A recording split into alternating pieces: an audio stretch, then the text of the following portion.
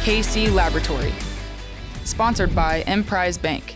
It's the KC Laboratory presented by Emprise Bank, member FDIC. With Emprise, you can check your balance as fast as you can check the scores. They'll even give you an instant replay so you can review the ruling on the field. Emprise Bank, member FDIC. So thankful for them buying into what we're doing here at KC Sports Network. And we've got a lot to talk about today at KC Sports Network. And it's not just that. We are now accepting subscribers to our KCSN Substack, Maddie Lane. It's more than just that. There is Chiefs news to talk about, isn't there? Oh, absolutely. We're coming off of the end of kind of the mandatory training camp or mandatory mini camp portion of the Chiefs offseason. So we've had 3 days worth of pressers. We got the big end of camp news dump that kind of happened this afternoon. So that gives us a lot of talking points. But I do want to start kind of right off the top, just real quick. I think this is something that maybe we didn't do as great of a job of showing or showcasing with everybody else. It's that yes, we are accepting subs now, but not everything we're doing is going to be specific to subscribers. This podcast is going to continue to be free. All the podcasts, there will be a daily podcast from the KC Sports Network available on YouTube or wherever you get your podcasts right now available. There will still be multiple articles every single week available to you, even if you are not a subscriber to the KCSN. I don't know why you wouldn't be, but if you aren't, there will still be content out there for you. So I just wanted to clear that up because I do think there had been some questions about that coming in from the last day or two. And Craig, I know you're very hyped today. You have a lot of energy. You can't contain yourself. So I'm sorry for taking so much of your time right now, but please have the floor. Listen, I am hyped because we're building a community. We're building it with you. There's already so many people that have subscribed. If you are interested in subscribing to the KCSN Substack, it's going to be 250 plus articles a year, exclusive original content. It's going to be a Discord server where you can sit down and watch film with us. You can talk about prospects as we get into draft season. We can talk about weekly Chiefs breakdowns, everything like that. We're creating this community that also has giveaways. You can have a barbecue, cookies, things coming from other sponsors that we haven't announced yet, Chiefs tickets, just all of these things, plus meetups, plus all the content that you're just going to get in an exclusive podcast. There is one podcast that will not be on the free feed. That exclusive podcast goes to those people. So if that sounds good, it is $5 a month. $40 a year. If you get in now, you can get that $40. That's the cheapest rate that we're going to offer it. So if you are interested, get your finances in order, get on board with that. We got stuff coming down the pipe. Now, let's talk about the Chiefs because mandatory minicamp this week was actually full of quite a few things, quite a few observations, things that we need to talk about. Somebody said draft season. I'm certain somebody said draft season in all of this. There is already. Oh my Lord. It's going to get out of hand. But KCSN Substack, you're going to get a massive discount on the KC Draft Guide and a lot of behind the scenes access on the KC Draft Guide and early access to the content from the KC Draft Guide. So it will be draft season soon enough, Maddie. The first thing we've got to talk about is not one of the press conferences. It's something that came from Louis Riddick. And the reason we have to talk about this is because when Louis Riddick says it, it's pretty gold when it comes to the Chiefs. He is very well connected with the Chiefs. And so we've taken all this stuff very seriously. If you remember, he was first on Patrick Mahomes too, being very out there and aggressive on the Patrick Mahomes love. He knows things about this organization. And Louis Riddick today tweeted, been saying that the Chiefs could have their best O-line they've had since Mahomes has been there in 2021. And that could be with two rookie starters, Creed Humphrey and Trey Smith. Look, the Kyle Long, some injuries. We talked a little bit about Trey Smith being in the competition there last week when we were out at Macadoodles. Maddie, the Trey Smith buzz is not slowing down even a little bit here. Not at all. And I think it's been easy to dismiss Trey Smith kind of being a day 3 draft pick, a guy that has had some health concerns. So you don't know what you're getting. It's been easy to dismiss him as a fun drafted player on day 3 that's probably not going to really compete. But I think if you've been paying attention, if you've been reading, between the lines, the coaching staff loves him. The players seem to like him. Anytime somebody gets to talk about Trey Smith, they have nothing but glowing things to say about him. And when you're a rookie and you're kind of getting a lot of second team reps and then an injury happens in front of you, I do think that kind of boosts up your ability to win the starting job. When the guy that was considered the starter ahead of you goes down and it's you versus another veteran, I feel like teams lean towards the younger player, the guy that they can mold going forward, because they already having to replace, their essential first option.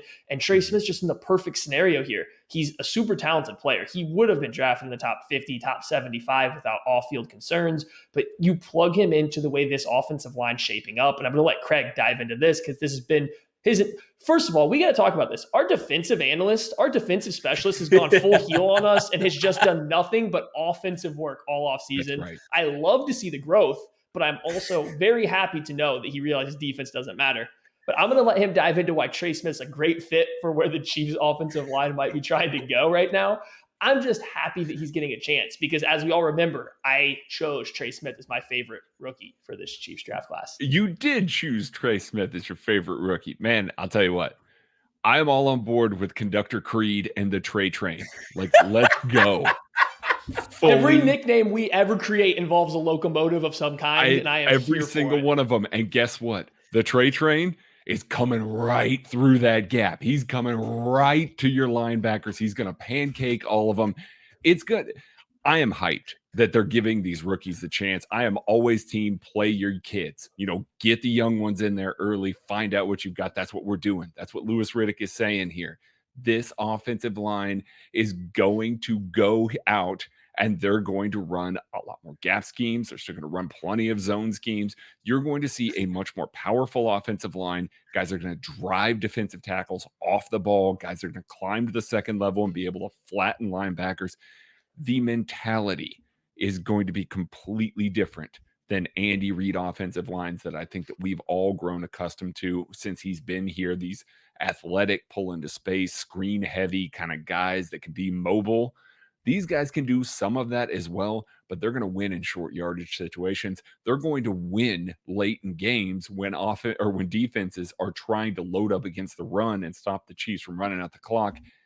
And the most important part of this, they can be diverse. They can run gap schemes. They can run zone schemes. It's not going to be predictable. It's not going to be a consistent style of running behind Andy Reid. That's going to put more on the plate for defensive coordinators in the run game. And we already know that they've got plenty on their plate in the passing game. This is just going to make things a lot more dynamic on the offensive side of the ball. So I am absolutely in love with getting these guys in and getting them run early because I want them to play. Both of them. I think that this is way better for the Chiefs in the long run. And it's not just scheme, it's talent. The talent is just it's markedly improved. And that's an important note when you're talking about all this. The thing with Trey Smith that's so interesting to me is there's been so much talk about the medical side of all of this with him and this, getting a plan together for him being able to practice. You can't play in the National Football League as a 6th round pick and not practice. You have to be in there, putting in that work that you can't get it's hard to cater a plan to a 6th round player very often, but it looks like to this point, and it looks like the Chiefs are pretty confident, and it looks like the Trey Train is full steam ahead. Yes. It looks like he's full steam. Why can't we just call him the Train? Because I like the Conductor Creed part of it as well, because he's going to be directing traffic. He's going to be calling all the protections up front too. He's the conductor. Defenses Creed. Are going to have to watch their A gaps. Oh my. Okay. That's horrendous. Yeah, that's horrendous. Well, this is where we're going off the tracks. Okay, never mind.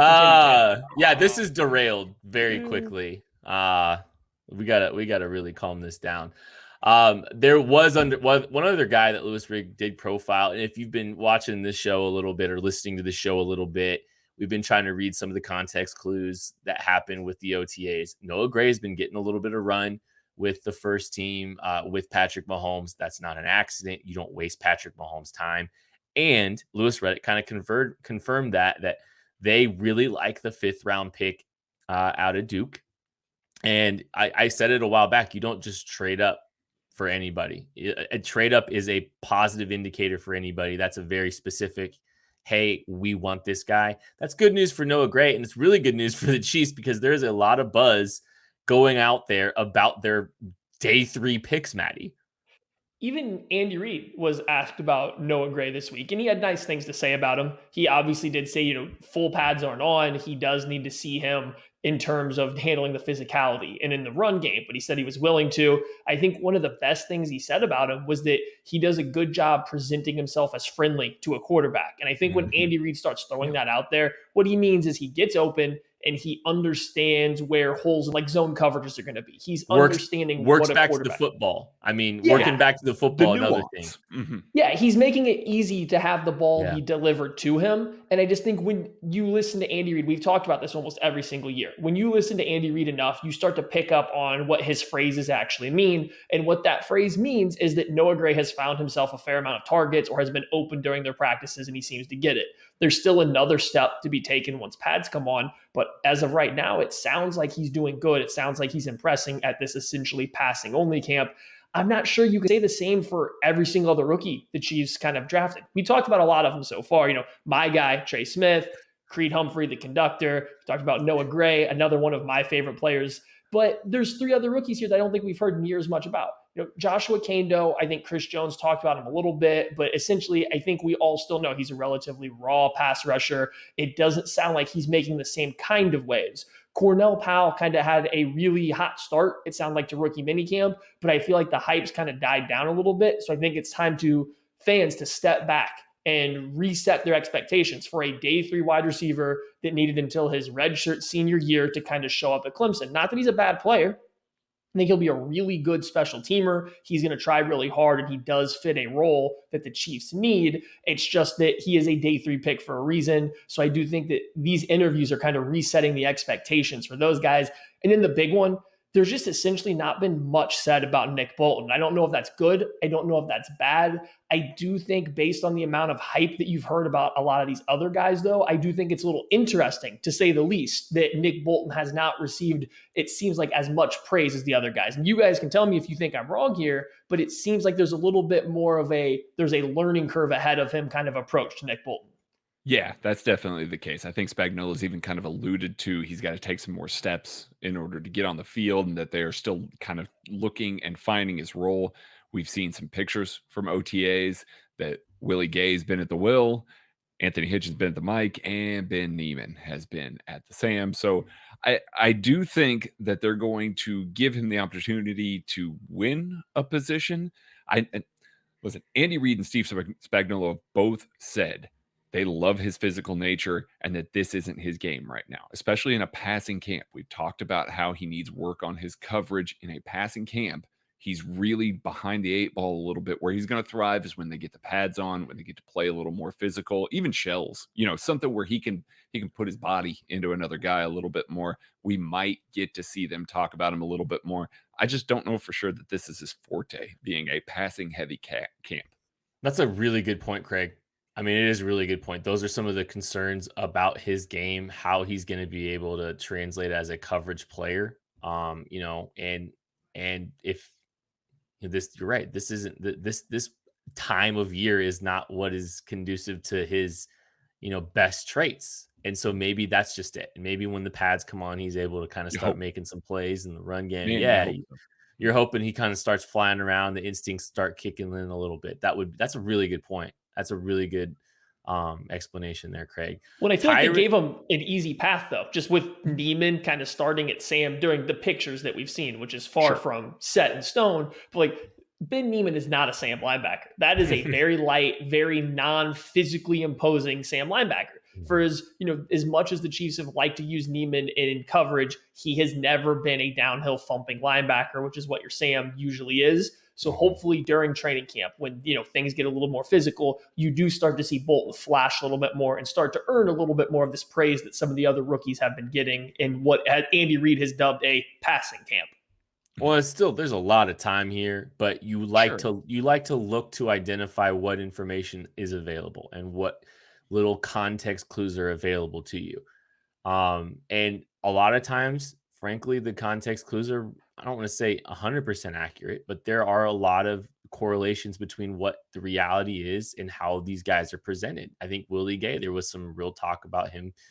It was tempered a lot of times last year with Willie Gay. And guess what? Took him a while to figure things out. He never was able to really carve out a role. Is very similar in that regard. Tyrann Mathieu spoke today, and there's been a lot of tweets, that no longer exist this entire offseason. But you kind of heard him on the record talking about his desire to remain here in Kansas City. Optimistic, it sounds like a deal will get done, and hopefully one that keeps him here in Kansas City for an extended period of time, Craig.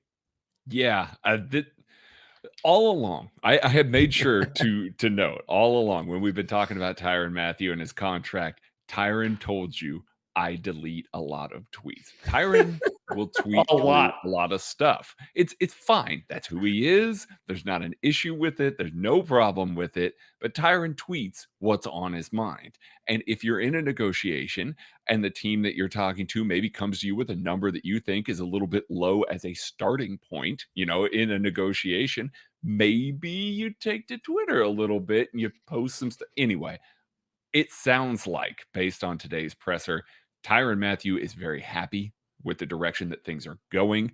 This is before, when it was like, yeah, I'm going to let my agent handle it. Oh, we'll see how that goes. Today was a little bit a different tone even than that. It seemed like a man that was very close to a contract extension. It sounded like a man that was assured that he was going to be in Kansas City. Maybe they're just hammering out the final details on things, but this sounded like a very pleased individual, like a guy that was ready to make Kansas City his home. Patrick Mahomes even said today that he wanted Tyrann Mathieu there for the entirety that Patrick Mahomes is going to be there. Like, that's how much he believes in his heart and what he brings to the defensive side of the football. The Chiefs believe that as well. Steve Spagnuolo believes that. Like, he is the engine on that side of the ball. I didn't think that there was ever any point that they weren't going to extend that man. And I think that we're about to see something come down the pipe based on his comments today. Am I wrong, Maddie? Did you get that vibe as well? Oh, absolutely. Now, here's the tricky thing with Tyrann Mathieu. For as much as he just kind of fires off the hip on Twitter, he's always given very good interviews. And I mean that from the information that's presented, from the entertainment value, but he's never really said bad stuff in interviews. He does a good job towing the line of being just kind of very on point with what he's saying and also being entertaining. It's completely different than his Twitter, which is literally him almost tweeting every thought that comes across his mind and deleting a lot of it. And he's told you as much, essentially. So don't worry about what he tweets. And yeah, there was a big difference from his last interview to this one in terms of the tone that he spoke about his contract. He did seem happy. He upsold the coaching staff a ton. I know he always does that, but he still upsold them a ton. He upsold a lot of his teammates a ton, and the camaraderie they have with one another, their ability to spend time with each other this year that they didn't get to last year, how that's helping them on the field, making everything just kind of more fun and better for a football team. I would be incredibly surprised if the season starts without him having another contract, just again, trying to read between the lines that were being presented here. Well, they haven't shied away from profiling him on social media or anything like that. They're not keeping him under wraps. This seems like, I think there's some level of optimism within the organization that things will get done, because they're going to try to temper things and maybe not put him out in front in all of the social media. He is not only is he profiled, like he's profiled, he might be second most profiled player behind Patrick Mahomes. And that's saying a lot, because there's some very marketable guys there, like a Travis Kelce. He usually is. Yeah. So I think Travis is really the only one that gives him a run for his money on that front. It really is just those two guys behind him. Yeah. It's notable. It's worth paying attention to. These are little things I think you just kind of got to keep an eye on. Clyde Edwards-Helaire, I think I say this. We wanted to see more out of him in the passing game last year. And we know, and we've seen more there for him in the passing game. Some of his tape at LSU was some of the best pass catching back tape that we've seen in the last few years. Really didn't get it going all that much. It was a lot of the basic staples last year, but it sounds like that's one of the points of emphasis for him. It sounds like one of the points of emphasis for this coaching staff, trying to get Clyde Edwards-Helaire some more exposure here in the passing game. And it's fascinating. He talked a little bit about Greg Lewis being involved with the running backs now and some of the talent that, or some of the skill sets and some of the techniques that are kind of being translated over. I think that's really fascinating from that perspective. When you think about it from a higher macro level, it makes the Greg Lewis move make even more sense. And I like the fact that, there's more intent to get Clyde Edwards-Helaire going, because I think undoubtedly that was a talent in the skill set that was underutilized and could really thrive underneath with all the vertical stretch stuff that this team does and the threat that this offense presents down the field. Yeah. And I did a film review this week, a live film room earlier this week, talking about Clyde Edwards-Helaire in the passing game. And when we say that he was underutilized, we don't mean target wise. He still had 54 targets. Like, he still got ample opportunities to touch the ball. It was his usage. It was his route tree. And I did find plenty of examples of him getting to run a little more diverse route tree. He got to run digs from empty on the boundary. He got to run several drags against cornerbacks. He got to run some angle routes. He got to run a lot of wheel routes. Like, it was still a diverse route tree that he got to run. It was just very sparing how often he got to run some of those more complex concepts. It was mostly swing passes. It was mostly slant flat, working off of Travis Kelce, things like that were just very basic things that you expect any running back to be able to do, let alone a guy that can run routes like Clyde Edwards-Helaire. He talked about how the biggest difference between year one and year two is learning pre-snap, learning what he needs to do going forward, reading the defense, reading the second and third levels of the defense, and understanding the coverages and everything like that. And I think that could kind of indicate, if you're reading between the lines a little bit there, it kind of indicate some of the reasons why Darrell Williams was the primary third down back and why you didn't get to see Clyde Edwards-Helaire maybe have the same route tree that we all expected coming out of college, which is to be expected. Again, COVID offseason, not getting really able to do any of that stuff. But I do think that this year, because of that diverse skill set, I think we're going to get to see a little bit more, especially with Greg Lewis. And I think Andy Reid kind of even went into it a little bit, because he was asked about Clyde trying to talk about getting better in the receiving game. And Andy essentially said they gave him the basics last year. They gave him, the base level stuff. And I think going back to Craig's point, what you did see at LSU, Clyde Edwards-Helaire was often utilized kind of as the main target on a play. The way they ran their offense, they weaponized him as a receiver to the point in which he was going to be the first read or the second read based on, the look the quarterback got. For the Chiefs, that's just simply not going to be the case a ton for him, especially on these more advanced routes. It's going to be a little bit later on because they have so many good weapons. They have so many other guys that can get open. And I think maybe that's where Clyde could have been struggling a little bit, trying to read the second and the third level, something that he wasn't asked to do as much at LSU or any college would ever ask a college player to do. Mm-hmm. So that was one thing. And another big thing that kind of just caught my attention, he talked about how he's working on his ability to catch the ball, and it sounded like he was meaning more outside of his frame. He even specifically said, he's short, working on catching the ball above his head. What jumped right into my mind immediately was the interception versus the Dolphins, where the ball was thrown slightly over his head. He tipped it and it got picked off. I just wonder if that is something, not a problem, but just something that has come up at some point in time. It's like, hey, sometimes it is kind of hard for a guy that is operating as quickly as Patrick Mahomes is processing the game to always put the ball exactly on his numbers, because he is a relatively shorter guy. So he's just going out, he's working hard at becoming a better receiver at the catch point, because it's something that is going to impact him a little bit more in the NFL. So you love to see all this stuff. Can't confirm.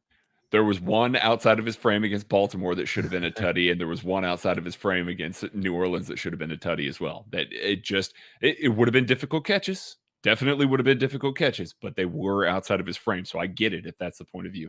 And it sounds like he's focusing on that, because he was specifically asked, is he working, with a specific quarterback or on a jugs machine? And he just kind of talked about a little bit of what he was doing, but he specifically mentioned catching, some passes over his head. He said that he was a smaller guy, essentially referencing that he doesn't have the biggest catch radius, and that is going to matter.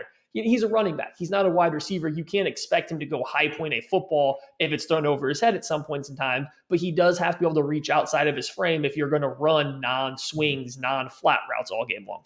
Well, and I think it manifested itself a little bit on some of the angle routes this year too. You saw them. He wasn't able to create the same kind of separation as consistently as he was at LSU. So if you're not catching the ball away from your frame, you're already small. You're already not creating a ton of the same kind of separation that you were able to at the last in college. Guys can challenge and contest a little differently in those tight areas. So if you're letting the ball come to you and trying to catch it with your body, that's when, without a little bit more separation against a longer arm linebacker, you miss. There's some meat off the bone, or meat on the bone left, And I think that, I think that's fair. So those are good positive indicators. And man, Clyde getting better in the passing game, Clyde getting to run behind this group. Fantasy owners might want to keep an eye on him. Buy low right now.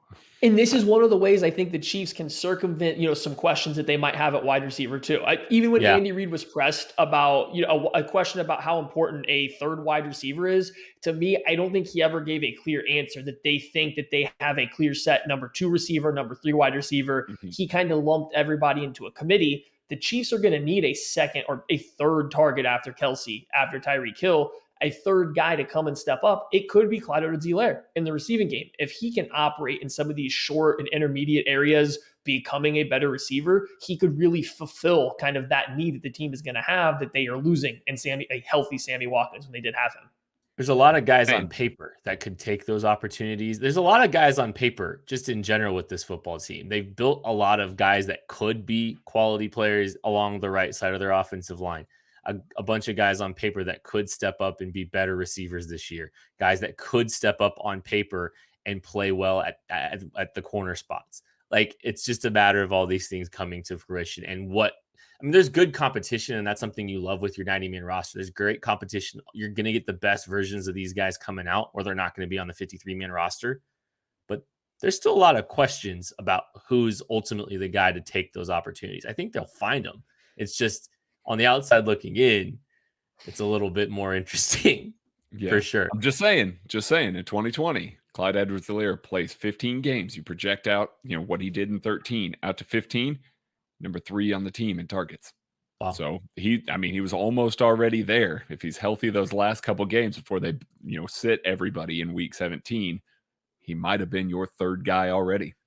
And I would rather the targets take a hit and them not be late passes to the flat as a check down, because there was a fair amount of those. Like, Patrick Mahomes is not throwing the ball to the flat early if he can help it. That's just not what he's going to do. He's never going to do that. So when you just flare Clyde out there, he gets like 5-6 targets a game. Not maybe that many, but some games it did seem like it was up to 5 or 6. It's like, you're just flaring the ball out to him in the flat late in the down when zone defenders are watching him. It's like, this does nothing for anybody. And I'm not really critiquing Mahomes for making this decision when it is. It's just putting him out there is bumping up those target numbers and making him look less efficient when he's just put into a bad position the way the rest of the offense is being run. So lower the target numbers, but up the quality of the targets. Let's get him downfield again. And hopefully he's putting in the work to make sure that he's going to be able to do that this year.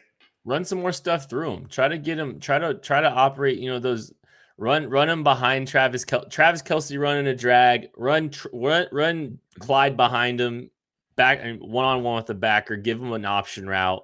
We didn't see enough of that this year. I want to see some of that. Just give him.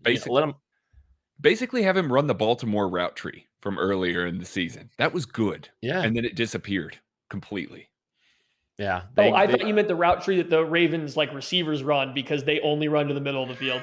How would you know, Maddie? They're not allowed to film the receivers in Baltimore. What are you talking about? Oh, no, only not allowed when Lamar throws the ball. Oh, I see Trace McSorley throw some dimes.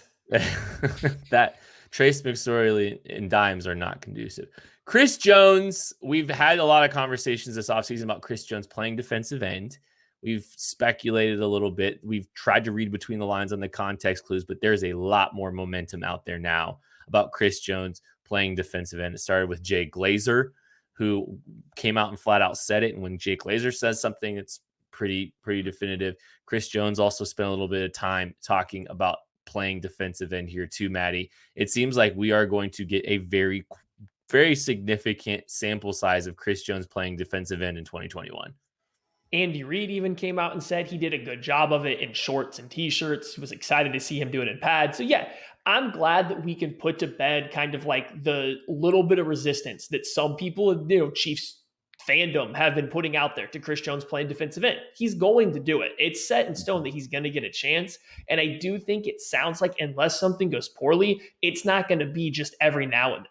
This sounds like something the Chiefs are really trying to test out to see if it's going to work. If you listen to Chris Jones' press conference, he straight up said he entered the NFL as a defensive end, and he is just happy that he's finally getting to play it. This man has wanted to play defensive end his entire career. He wants to play defensive end more than he wants to do anything else on the football field. He's excited for it. When was the last time that we've really heard Chris Jones talk so glowingly about learning something about football? That's not a knock in any way. He just spent a lot of time not being a character, not trying to hype up the fans. And that's what a lot of his press conferences are. He spent time talking about the technique differences, what he's having to learn. He repeated over and over again that he's just trying to go out there, learn this new position so he can be better. I think he's really excited for it.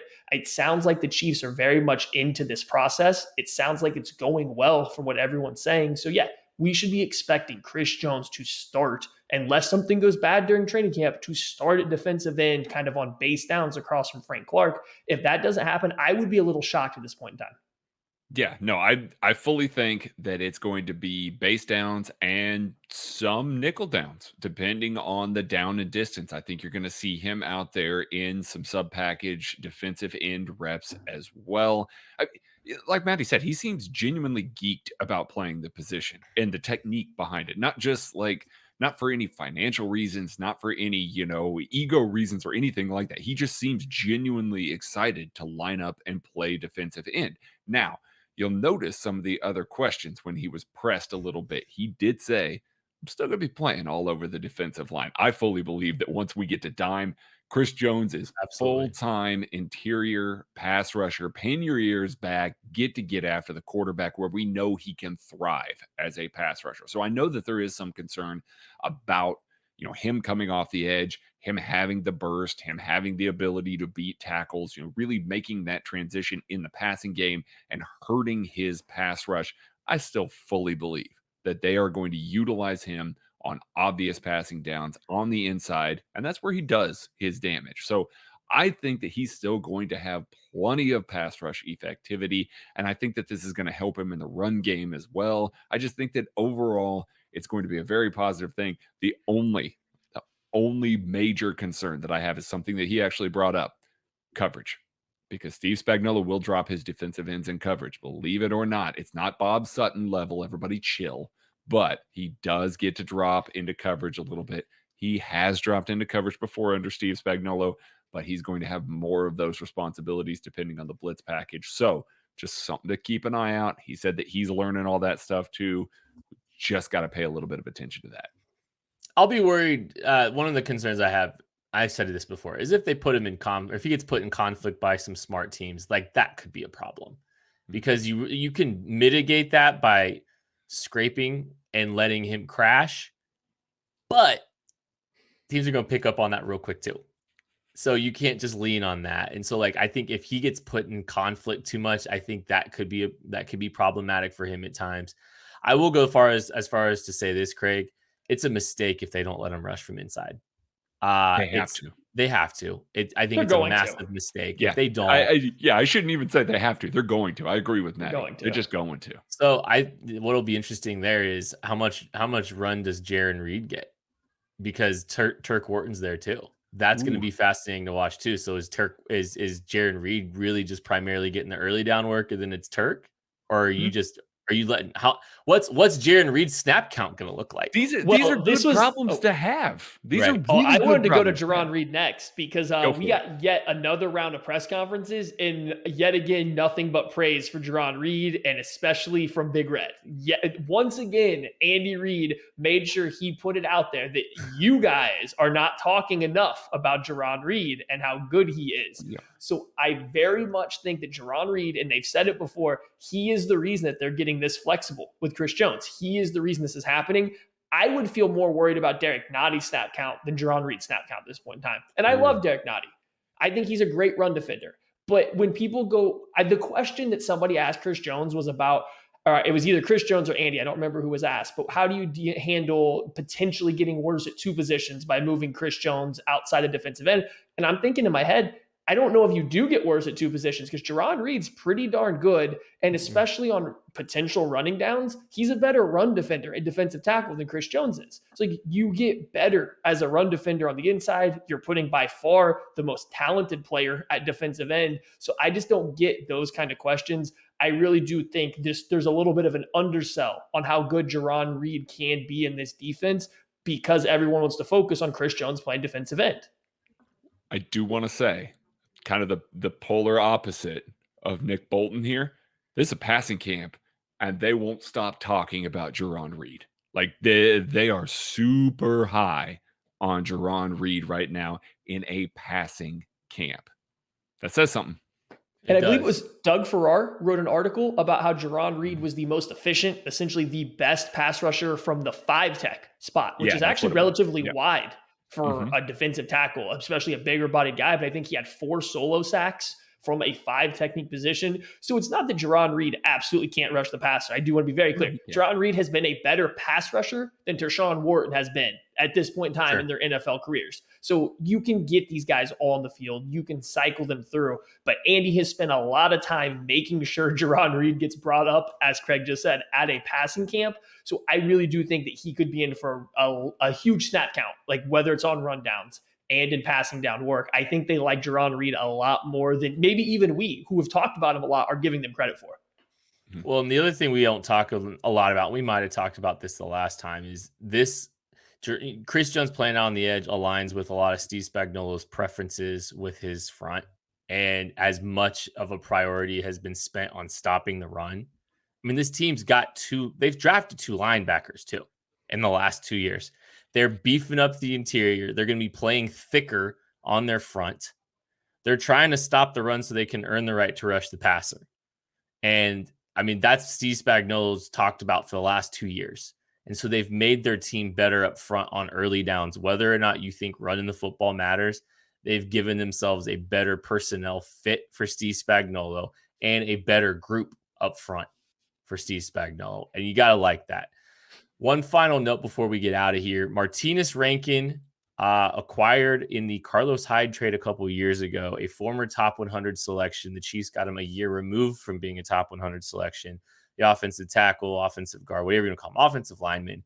He was released today. In comes Blue Springs native Darius Shepard, formerly of North Dakota State. It's a bummer for Martinez Rankin because I think in a limited sample size, we saw some promise from him, even in Kansas City. And I think there was, for me, there was optimism that he could potentially be a guy that, plays. If you looked at that roster last year, I think Martinez Rankin was more talented. Some of the guys that got a lot of playing time on that Chiefs offensive line last year. Injuries have always just been a big problem for him, and they've really hamstrung, kind of pun intended, I guess, even though it's not a hamstring. It's limited his career to this point. That's just how it's been for him. Best of luck to him. It is a bummer to see a guy with a lot of talent that's just struggling to stay healthy, not be able to get into the mix here. Yeah, and we'll get to some of the what this means for some of the offensive tackles, but I want to talk a little bit about Darius Shepard here, coming out of North Dakota State. He had over 1,000 yards receiving and 9 touchdowns in 2018, and he was a tryout player for the Green Bay Packers, not an undrafted free agent. He actually showed up to tryouts. The open tryout situation, made the team and did really well, worked his ass off. And we've heard some stories just from some people behind the scenes. Also a ridiculously smart player that picked up the playbook, and players that had been there for a couple of years were actually asking him some of the questions about the route tree and how to leverage things.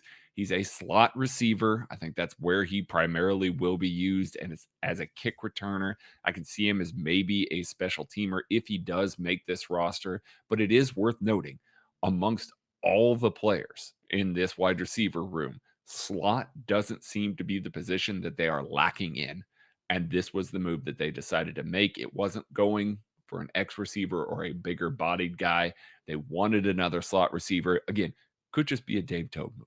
You know, he's trying to bolster his special teams, and they moved on from Martinez Rankin. But it is worth noting, a guy that works that hard, picks things up that quickly, that's only a benefit to him in an Andy Reid offense that he's coming in late to. So 3 big takes from this for me. One, what a tough situation for Darius Shepherd to go to. This wide receiver room, there's not a ton of talent after Tyreek Hill at the top, but there's a lot of guys that present a specific level of talent and skill, and a lot of them kind of align perfectly with what Shepherd can do. I do think it will be hard for him to overtake some of those guys that have already been around here. I think it's a really tough situation for him to step into. 2, Houston Texans officially win the Carlos Hyde for Martinez Rankin trade because Carlos Hyde had a quality year for them when he first got there before they let him go. Bill O'Brien wins no trades. You're wrong. No. What do you mean? He got a running back. That's a win for Bill O'Brien. And 3, this is might be his last win. That might be his last win. Oh, no. This is the real takeaway for me, though.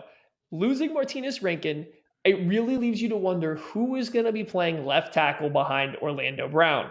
I think as of now, everything we have seen or have heard or read about the Chiefs camps has been Mike Rimmers has been starting at right tackle.